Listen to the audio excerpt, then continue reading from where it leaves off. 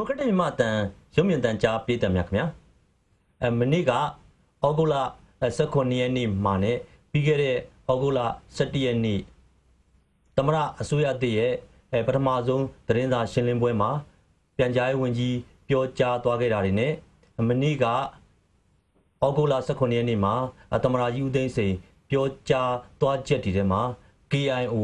ကချင်လွတ်မြောက်ရေးအဖွဲ့နဲ့ပတ်သက်ပြီးတော့တိုက်ပွဲတွေဖြစ်နေတာတွေနဲ့ဆက်ဆက်ပြီးပြောကြားသွားတာတွေရှိပါတယ်ဒီလိုပြောကြားချက်တွေနဲ့လက်ရှိပဂရိကချင်ပြည်နယ်တွေကအခြေအနေတွေဘယ်လိုရှိမလဲဆိုတာကိုကျွန်တော်တို့နှိုင်းယှဉ်နိုင်မှုကချင်သတင်းဌာန KNG ရဲ့ editor လဖိုင်နော်ရင်းကိုကျွန်တော်တို့စတူဒီယိုထဲကိုအခုဖိတ်ခေါ်ထားပါတယ်ခင်ဗျာအဲ့တော့ကိုနော်ရင်းကိုကျွန်တော်တို့အခုကချင်ဒေသနဲ့ပတ်သက်တဲ့အချက်လက်တွေမေးမြန်းသွားမှာဖြစ်ပါတယ်ခင်ဗျာဟုတ်ကဲ့ကိုနော်ရင်းခင်ဗျာဟုတ်ကဲ့ဆိုတော့ August 2ပေါ့နော်ဟုတ်ကဲ့မနေ့ကဆိုလို့ရှိရင်ဒီနေပြည်တော်မှာသမရာကြီးကနေပြောခဲ့တာရှိတယ်လို့12ရက်နေ့တုန်းကလည်းပြန်ကြားရေးဝန်ကြီးကသတင်းစာရှင်းလင်းပွဲလုပ်ခဲ့တာရှိပါတယ်အဲ့ဒီနှစ်ခုလုံးမှာတူညီနေတဲ့အချက်တွေကတော့ဒီကိုနော်ရင်းတို့ကချင်တိုင်းသားတွေကနဲ့ပေါ့လေဖွဲ့စည်းထားတဲ့ကချင်လူမျိုးရေးအဖွဲ့ပေါ့ KIO KIA အဖွဲ့ကို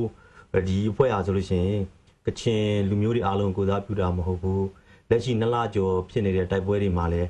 KIO ကပဲစတိုက်ပြီးတော့အစိုးရဘက်ကတော့ KIO တိုက်လာလို့တိုက်ရတယ်ပေါ့နော် KIO ကအကြမ်းဖက်အဖွဲ့ဖြစ်တယ်ဆိုတာမျိုးတွေပြောထားရရှိပါတယ်ဟုတ်ကဲ့ဆိုတော့ဒါတွေနဲ့ပတ်သက်လို့လေဟိုလက်ရှိမနေ့ကသမရပြောသွားတာကိုနော်တင်လဲ GB ဖြစ်မှာပါဒီ TV မှာပေါ့လေဟုတ်ကဲ့ဒါနဲ့ပတ်သက်လို့လက်ရှိဒီကချင်နယ်မြေတွင်းသတင်းတွေနဲ့ပေါ့လေသမရပြောကြားချက်တွေနဲ့ကိုက်ညီမှုရှိမရှိအဲ့ဒါလေးနည်းနည်းတော့ပြောပြပါလားခင်ဗျာဟုတ်ကဲ့ဗျာတကယ်တော့ကချင်ပြည်နယ်မှာကျွန်တော်ပြီးခဲ့တဲ့ဂျွန်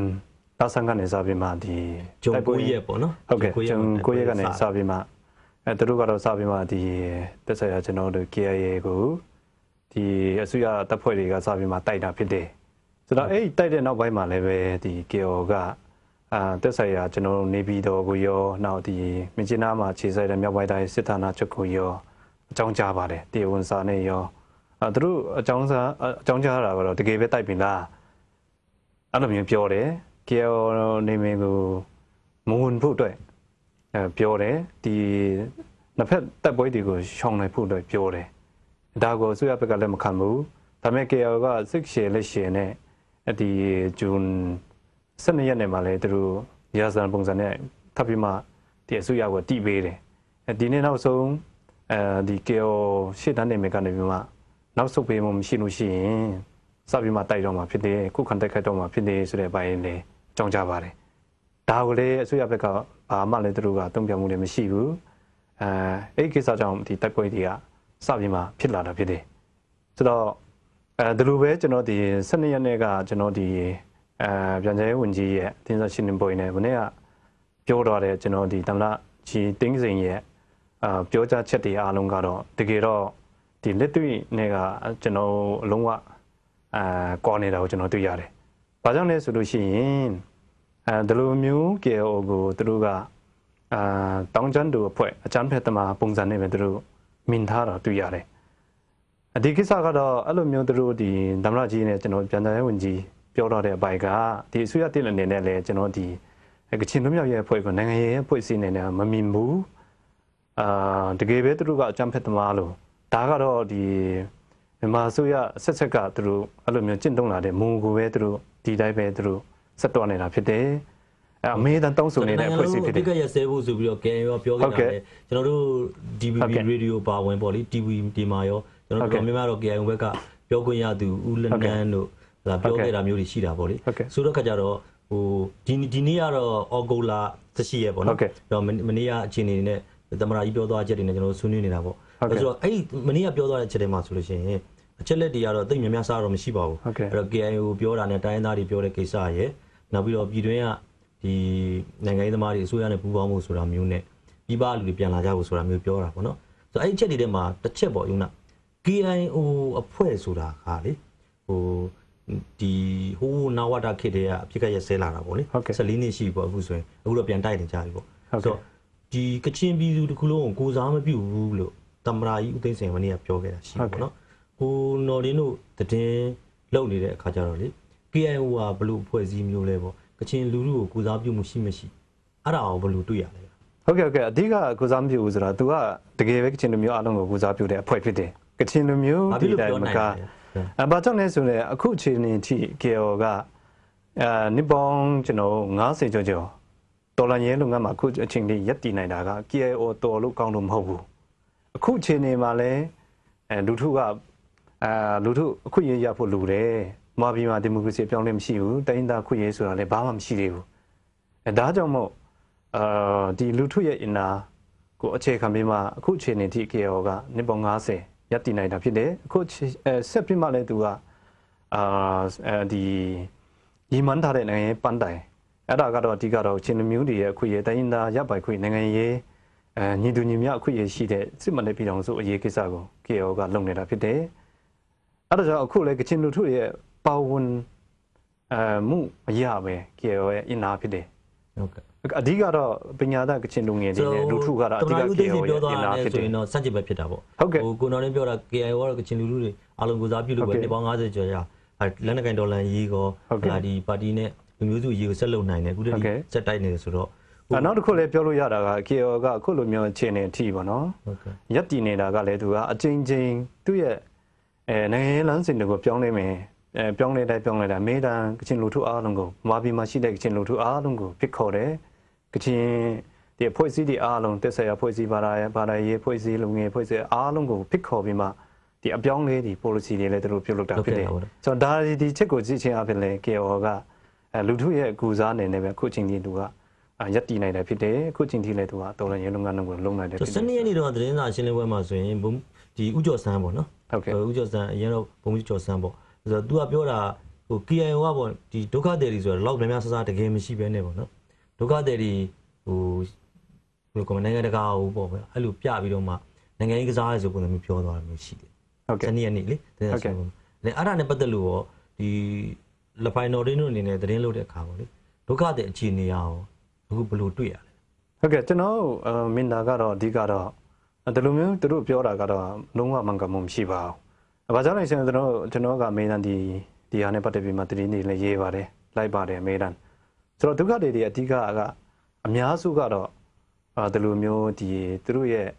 လုံခြုံစိတ်ချတဲ့သူတို့ရဲ့ဒီ KO ထင်းချုံနေမယ်ကိုထွက်ပေးကြတဲ့အဓိကအကြောင်းရင်းနှစ်ချက်ရှိတယ်အဓိကတော့ဒီပထမအချက်ကတော့ဒီယော်ဒါတွေကိုသူတို့ဒီအစိုးရတပ်ဖွဲ့တွေကလည်းပြီးမှသူတို့ကို nick set တယ်တပ်ဖြတ်တယ်မတင်ကာကသူတို့ကိုရေးဆက်တပ်ဖြတ်တဲ့ဟာမျိုးတွေရှိတယ်ဒါတစ်ချက်လဲပါနောက်တစ်ခုအမျိုးသမီးတွေဆိုရင်သူတို့ကဖန်ဆီးခေါ်ဆောင်ပြီးမှအတမပြုတ်ကျင့်တယ်အခုအချိန်ထိဆိုလည်းကျွန်တော်တော်တော်ကြားရတယ်ဒါစင်ပေါင်းတော်တော်များများကိုအရောက်ဒီအမျိုးသမီး40ကျော်လောက်ကအဲ့လိုမျိုးအတမပြုတ်ကျင့်ခံရတယ်တချို့ဆိုရင်အတမပြုတ်ကျင့်ပြီးမှတပ်ဖြတ်တဲ့အပိုင်းတွေရှိတယ်ဆိုတော့ယူအားထဲမှာဝင်ပြီးမှလည်းသူတို့ကလူရက်တယ်အဲ့လိုမျိုးပြုတ်လို့တော့ယော်ဒါတွေကမခံနိုင်လို့တကယ်တော့ကျွန်တော်ဒီအချိန်မှာဆိုလဲမုန်းရတီလည်းဖြစ်တယ်လေလုတ်တဲ့အချိန်လည်းဖြစ်တယ်ဆိုတော့မိမိရဲ့လေလုတ်တဲ့အားကိုလည်းသူတို့ပစ်ထားတဲ့ယော်ဒါတွေဒီလိုမျိုးကိစ္စတွေအဓိကကတော့ဒီအစိုးရတပ်ဖွဲ့ဝင်ရလူခွေရဲ့ချုပ်ဖောက်မှုတွေအကြီးကျယ်သူတို့ပြုတ်လုံနေတယ်လက်နဲ့တပ်ဖွဲ့သူတို့ပြုတ်လုံနေတဲ့အပိုင်းကိုဒီသူတို့ထွက်ပြေးကြတယ်ဒုက္ခတွေရှိနေတယ်ပေါ့ဗျာဒုက္ခတွေအမှန်ရှိနေတယ်ရှိတယ်ဆိုတော့အခုဆိုလို့ရှိရင်ဟိုဇူလိုင်ဂျွန်9ရက်ကစာပြီးတဲ့ဘွဲဖြစ်တာ2လကျော်သွားပြီပေါ့ဟုတ်ကဲ့အခုချင်းနယ်မြေမှာဆိုရင်ဒုက္ခတွေတရုတ်မြန်မာနယ်စပ်အဓိကများမှာပေါ့ဟုတ်ကဲ့ဟိုဘယ်လောက်ရှိနေပြီလဲအခုကျွန်တော်သိတာကတော့အားလုံးဆိုလို့ရှိရင်တော့ဒီ IDP ပေါ့သူတို့ကတော့3000ကျော်ရှိပြီဆိုမှကျွန်တော်သိရတယ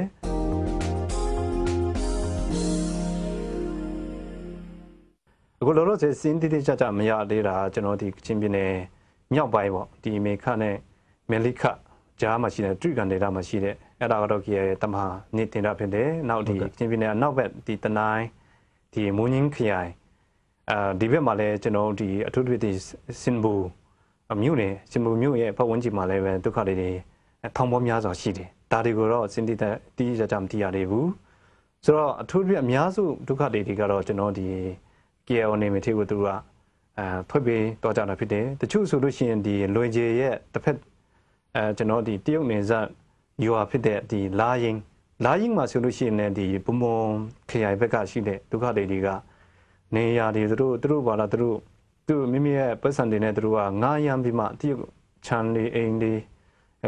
းလေဒီကိုသူတို့ငားပြီးမှအဲ့မှာသူတို့ကတော့အဲ့လိုမျိုး တေးဒီဆောက်ပြီးတော့ခိုးလုံနေတာတွေ့ရတယ် မှာလေဒုက္ခတဲ့3000လောက်ရှိတယ်ကြာဟုတ်ကဲ့ဟုတ်တယ်ဒီကျွန်တော်ဒီအစိုးရထင်းချုပ်တဲ့မကျင်နာနဲ့ဝိုင်းမော်ဗမော်တို့ဘက်မှာလည်းပဲဒီတက်ဆက်ရဆွေမျိုးတွေရှိတဲ့ဆွေမျိုးရှိကိုဒီဒုက္ခတွေကလာပြီးမှသူတို့နောက်အတင်းတော်တွေမှာလည်းသူတို့လာပြီးမှထွက်ပေးကြတဲ့အပိုင်းလည်းရှိတယ်ဟုတ်ကဲ့ဆိုတော့ဒါဒီပြဿနာဒီလိုမျိုးကြီးဖြစ်လာတဲ့ပြဿနာတွေကတော့ဒီတိုက်ပွဲကြောင့်ဖြစ်တယ်အဓိကတော့ဒီအစိုးရတပ်ဖွဲ့တွေရဲ့ပေါ်တာဆွဲတယ်သူတို့နော်တပ်ဖြတ်တယ်ရက်ဆက်တယ်ဒီကိစ္စကိုကြောက်လို့ထွက်ပေးကြတာဖြစ်တယ်ဟုတ်ကဲ့ဆိုတော့အခုလဖိုင်တော်ရင်းအနေနဲ့ပြောနေတာကကချင်နယ်မြေတွေမှာတရင်ယူတယ်ကချင်နယ်မြေဒေသတော်တော်များများမှာလည်းဒီမြန်မာနယ်စပ်ပေါင်းပေါ့လေလဖိုင်တော်ရင်းတို့ရဲ့တရင်တောက်တွေကရှိနေတယ်ဆိုတော့အဲ့ဒီအနေထားမှာအစိုးရတပ်တွေကလူခွင့်ချိုးဖောက်မှုတွေအများကြီးရှိတယ်ဆိုတာမျိုးပြောနေတဲ့အချိန်မှာပဲသမရာယူသိန်းစင်ကတော့သူပြောစကားထဲမှာပေါ့နော်TV မိန်ကွန်းကနေကျွန်တော်ကြည့်တဲ့အခါမှာKIA က KIA မှမဟုတ်ဘူးကရင်တပ်တွေရောဒီဘက်ဒီ KB KNU ပေါ့နော်ရှမ်းတပ်တွေရော SSC တပ်တွေရောဒီတပ်တွေကအကြမ်းဖက်နေတယ်လူခွင့်ချိုးဖောက်မှုတွေလုပ်နေတယ်ဒီတပ်တွေကသာအစိုးရကိုတိုက်လို့အစိုးရကိုပြန်တိုက်ရတယ်ဆိုတာမျိုးလေအကြမ်းဖက်လုပ်ရက်တွေလုပ်နေတာတိုင်းရင်းသားတပ်တွေလို့ပြောနေတယ်အဲ့မှာအဲ့ဒီကနေပတ်သက်ဘာပြောချင်ဒါကတော့ရှင်းပြရရင်တော့ဒါကတော့မှန်ကန်မှုလုံးဝမရှိဘူးဘာကြောင့်လဲဆိုတော့ဒီတိုင်းသားတပ်ဖွဲ့တွေအားလုံးကပြည်သူလူထုတွေကမင်းတို့တို့ကရက်စက်မှုတွေမလုပ်ဘူးသူတို့ကိုပေါ်တာလည်းမဆွဲပါဘူးအခုလေပေါ်တာဆွဲတဲ့ပြဿနာတွေကတော့အဓိကဒီအစိုးရတပ်ဖွဲ့တွေလည်းဖြစ်တယ်ဆိုတော့ဒါကတော့ဒီအစိုးရကတော့ဒီတိုင်းသားတကယ်ပဲနိုင်ငံရေးရဒီနိုင်ငံတကာနဲ့ကျွန်တော်ဒီဗမာပြည်သူပြည်သားအားလုံးကိုလင်ညာတာလည်းဖြစ်တယ်။ဘာကြောင့်လဲဆိုလို့ရှိရင်သူတို့ကိုဒီဗမာပြည်မှာတိုင်းသားပြဿနာတွေရှိနေတယ်ဆိုတဲ့နိုင်ငံရေးရဖြစ်ရှင်းရမယ်ဆိုတဲ့အချက်ကိုလည်းဒီကျွန်တော်သမ္မတသိန်းစိန်အစိုးရကလုံးဝသူတို့လက်မခံတဲ့အပိုင်းတွေဖြစ်တယ်။ဒါကိုပြနေခြင်းဖြစ်တယ်ဆိုတဲ့အပိုင်းကိုကျွန်တော်နေမြင်တယ်။ဘာကြောင့်လဲအဲ့ဒါကြောင့်မို့အခုဒီကျွန်တော်တိုင်းသားလက်နက်ကိုင်တပ်ဖွဲ့တွေအားလုံးကိုနိုင်ငံတကာမှာသူတို့ကအကြမ်းဖက်သမားတွေအကြမ်းဖက်ဖွဲ့တွေဖြစ်တယ်။အဲ့လိုနဲ့သူတို့ကလူထုကိုကူစားမပြုဘူးဆိုတဲ့အပိုင်းပဲသူကကျူးပွားပြီးမှနိုင်ငံတကာကိုလစ်ဖြတ်ဖို့တဲ့ကျူးပွားနေတာတွေ့ရတယ်ဆိုတော့လေတရုတ်နယ်စပ်မှာလည်းကျွန်တော်တို့သတင်းတောက်တွေရှိတယ်ကင်မရာမင်းတွေရှိတယ်နေရာတိုင်းမှာကလည်းကင်မရာတွေအတန်ဖန်ဆက်တွေသတင်းတောက်တွေလည်းပေါ်နေတဲ့ခင်မှာTV တွေကလွှင့်နေနိုင်ငံတကာလွှင့်နေပေါ့ဗျာအဲဂျာဇီရာတို့ဂျာ BBC တို့ကျွန်တော်တို့ DVB ကလည်းပါမှာပေါ့နော်အဲ့လိုဒီတိုက်ပွဲကြီးဖြစ်နေတဲ့ကချင်နယ်မြေမှာဒီဒုက္ခသည်တွေဆိုလဲဒုက္ခသည်ပုံနေတဲ့ကွာရိုက်ပြပေါ့နော်နေဆက်တွေဖြတ်ကူးတဲ့ပုံတွေနဲ့သူတို့စားတော့နေထိုင်နေရိုက်ပြနေတဲ့အချိန်မှာကိုနော်တင်းပေါ့နော်လဖိုင်နော်တင်းရဲ့အဆူရှိကြီးနဲ့ဒုက္ခသည်တွေရှိကြီးနဲ့စစ်ပွဲတွေကိုသမရာကြီးအနေနဲ့ကဒုက္ခသည်ဆိုတာနည်းနည်းပါပဲနောက်ပြီး KIA ဘက်ကပဲဦးကျော်စန်းတို့ပေါ့နော်ပြန်ကြားဝင်ပြောဒီလိုဟာယူခုနစကားပြောရဆိုလိန်နေစပုံစံမျိုးပေါ့ဘာကြောင့်သူတို့ကဒီလိုပြောနေလို့ထင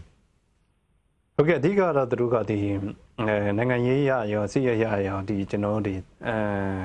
KIO နဲ့ KIA နဲ့ပြဿနာမဖြစ်ဘူးဆိုတဲ့ဟာကိုနိုင်ငံတကာကိုလင်ညာချင်တာဖြစ်တယ်။ဘာကြောင့်လဲဆိုတော့ဘာကြောင့်လင်ညာချင်ဒုက္ခတွေပေါ်လာလို့ရှိရင်ဒီဟာကတော့တိုက်ပွဲတွေစစ်ပွဲတွေဖြစ်လို့ပြဿနာတွေရှိလို့တကယ်လို့ဒီအစိုးရတပ်ဖွဲ့ဘက်ကထူးစစ်ဆင်လို့တိုက်ပွဲတွေဖြစ်လို့ဒုက္ခတွေပေါ်လာရင်တော့ဒါပြဿနာရှိတယ်ဆိုတဲ့ဟာကိုနိုင်ငံတကာကဒီဟာကိုအတိမတ်ပြုလာမှာဖြစ်တယ်ဆိုတော့ဒါတက်တယ်လေးဖြစ်တယ်တိုက်ပွဲတွေဖြစ်လို့ဒုက္ခတွေကထွက်ပြေးလာတာဖြစ်တယ်အဲ့ဒါကြောင့်ဒုက္ခတွေရှိလို့ရှိရင်ဒါပြဿနာရှိနေပြီဆိုတဲ့ဟာတက်တယ်ဖြစ်တယ်ဆိုတော့ဒီကိစ္စကိုသူတို့ကကျူးပန်းပြီးမှမျက်စိဖွင့်ပြီးမှလင်ညာနေတာဖြစ်တယ်ဆိုတော့တကယ်ပဲရှင်းပြောရရင်တော့ကျွန်တော်နိုင်ငံရေးရကျွန်တော်ဖြည့်ရှင်းနိုင်မှုဗမာပြည်မှာဘာမှမရှိသေးဘူးဆိုလိုတာကအစိုးရတစ်ဒီစစ်အစိုးရကနေပြီးမှကျွန်တော်ဒီနေ့မှာအစိုးရတစ်ပေါ်ပေါက်လာပါတယ်ဒီမတ်လမှာဒီသမ္မတသိန်းစိန်ဦးဆောင်တဲ့ဒီအစိုးရတစ်အဖွဲ့တစ်ပေါ်ပေါက်လာပါတယ်ဒါပေမဲ့နိုင်ငံရေးရတိုင်းသားလက်နက်ကိုင်တပ်ဖွဲ့တွေတိုင်းသားဒီတခြားဒီမိုကရေစီဖွဲ့စည်းတွေအားလုံးနဲ့နိုင်ငံရေးဆွေးနွေးမှုဘာမှမရှိသေးဘူးဆိုတော့ဘာမှထူးခြားမှုလည်းမရှိဘူးဟုတ်ကဲ့ဆိုတော့နိုင်ငံရေးမဖြေရှင်းတော့ဒါမျိုးပြဿနာရှိတယ်ဒါဒီအစိုးရအစ်ကဒီနိုင်ငံရေးကိုလုံးဝမဖြေရှင်းပြနေပြဿနာဒီကမရှိဘူးကျွန်တော်ကစီမံကိန်းတွေလုပ်တယ်ရေကာတာစီမံကိန်းတွေဖွံ့ဖြိုးတိုးတက်ဖို့ဒေတာခန္တီအတွက်ဝင်ကောင်းအောင်သူတို့ကအလုပ်ပေးဖို့အတွက်ဆိုတော့စင်ရသားတွေမရှိအောင်စင်ရသားတွေမရှိအောင်ဆိုတဲ့အပိုင်းတွေသူတို့ပြောနေတာကျူးပန်းမျိုးကပြောနေတာစင်စားတွေကိုလည်းပို့ပြီးတော့လက်ကတွေဟုတ်ကဲ့အဲ့လိုမျိုးပုံစံနဲ့သူထားပါတော့အခုဒီတိုင်းသားကိစ္စအပါဝင်ပေါ့လေဒီသမရာကြီးရဲ့မိန်ကုန်းပေါ့နော်ဒီနေပြည်တော်မှာဩဂုတ်လ19ရက်နေ့က စီးပွားရေးနဲ့ပတ်သက်လို့တဲ့စီမှာသူပြောသွားတဲ့နောက်ဆုံးတစ်ချက်ရှိတယ်အဲ့ဒါကတော့ပြည်ပကိုဘယ်လိုပုံစံနဲ့ဖြစ်ဖြစ်ရောက်နေတဲ့တိုင်းသားတွေကိုပြန်လာခွင့်ပေးမယ်ဆိုတာမျိုးလေသူပြောသွားတာရှိတယ်ပေါ့အခုနောက်ဆုံးကျွန်တော်မေးချင်တာကတော့ဟိုလပိုင်နိုရင်းတို့အနေနဲ့လည်းဟိုသတင်းဌာနဆိုပြီးတော့ပြည်ပမှာလာလုပ်နေရတာပေါ့ဆိုတော့တကယ်လို့ပေါ့သမ္မတကြီးကပြန်လာခွင့်ရှိတယ်ဗမာပြည်မှာပြန်လာလို့ရတယ်ဆိုတာမျိုးသူပြောတဲ့အပေါ်မှာလေဟိုဗမာပြည်ကိုပြန်ရမလားဘယ်လိုလုပ်ဟုတ်ကဲ့ကျွန်တော်ကတော့ဒီအထင်းမှာခြေစိုက်လို့မရတော့ပြည်ပမှာခြေစိုက်တဲ့အတင်းဌာနဖြစ်တယ်ဆိုတော့ဒီနေ့ချက်ချင်းဗမာပြည်ကိုပြန်လို့ရတော့ဒါပြန်မှာပဲဒါပေမဲ့အခုပြဿနာကတော့သမ္မတပြောတာနဲ့တခြားစီဖြစ်နေတာပေါ့သူကနိုင်ငံတကာကိုဒီလိုမျိုးဆွဲခေါ်နေတာကဗမာပြည်မှာပြဿနာတွေမရှိဘူးတိုင်းသားပြဿနာလည်းမရှိဘူးဆိုတဲ့အပိုင်းကိုကျူးပန်းပြီးမှနိုင်ငံတကာကိုလေးဖျက်လင်းညာနေတာဖြစ်တယ်ဆိုတော့ကျွန်တော်ဒီတိုက်ပြည်သားလေးနိုင်ငံရေးပြဿနာတာဖြစ်ရှင်းလို့ရှိရင်စီးပွားရေးကောင်းတာဖြစ်စေမကောင်းတာဖြစ်စေပြန်လာကြမှာဖြစ်တယ်ကျွန်တော်တို့သတင်းဌာနဆိုလည်းဒီခါလေးပြန်မှာဖြစ်တယ်ပြန်ပြီးမှသတင်းလုံးမှာဖြစ်တယ်ကျွန်တော်တို့မြကြီးနားဘောအခြေစိုက်ပြီးမှလုံးမှာဖြစ်တယ်ဆိုတော့အဓိကပြဿနာကတော့နိုင်ငံရေးပြဿနာလောလောဆယ်အစိုးရတစ်တာပြောင်းသွားတယ်ဘာမှမဖြစ်ရှင်းရသေးဘူးဆိုတော့ခက်တာကတော့အခုချိန်ထိလည်းဒီအစိုးရတစ်အဖွဲ့အနေနဲ့လည်းသူတို့ကဒီဩဂတ်12ရက်နေ့မှာသူတို့ကတင်းစာရှင်းလင်းပွဲပတ်တော့အဆုံးအချိန်လုပ်တယ်အဲ့ကိစ္စမှာလည်းပဲဒီအစိုးရတစ်ရဲ့ policy တွေစစ်ပြီးမှတိုင်းသားလည်းနဲ့တိုင်းသားဒီနိုင်ငံရေးပြဿနာတွေဘယ်လိုမျိုးဖြေရှင်းမယ်ဆိုတဲ့ဟာမပါဘူးဆွဲခေါ်တဲ့ဟာဘာမှလည်းမပါဘူးသူတို့ကလည်းချက်ချင်းလေးပဲဒီ KO နဲ့ဂျန်နဲ့တိုင်းသားလည်းနဲ့တပ်ဖွဲ့တွေအားလုံးကိုသူတို့ကတော့အကြမ်းဖက်သမားတောင်းကြတို့ဒုံဆိုတဲ့ဟာမျိုးနဲ့ပဲသူတို့စတင်လာတာဖြစ်တယ်ဒီချက်ကိုဒီအချက်ကတကယ်ပဲဒီ1940ခုပြင်လုံစာချုပ်အရပေါ်ပေါက်လာတဲ့ဒီပြည်ထောင်စုတိုင်းသားပေါင်းစုံနေတဲ့ပြည်ထောင်စုဆိုတဲ့ပြည်ထောင်စုမြန်မာနိုင်ငံတို့သူတို့ကတိုင်းသားပေါင်းစုံနဲ့တည်ဆောက်ခဲ့တယ်ဆိုတဲ့ဟာသူတို့လက်မခံတဲ့အပိုင်းကြီးရှိတယ်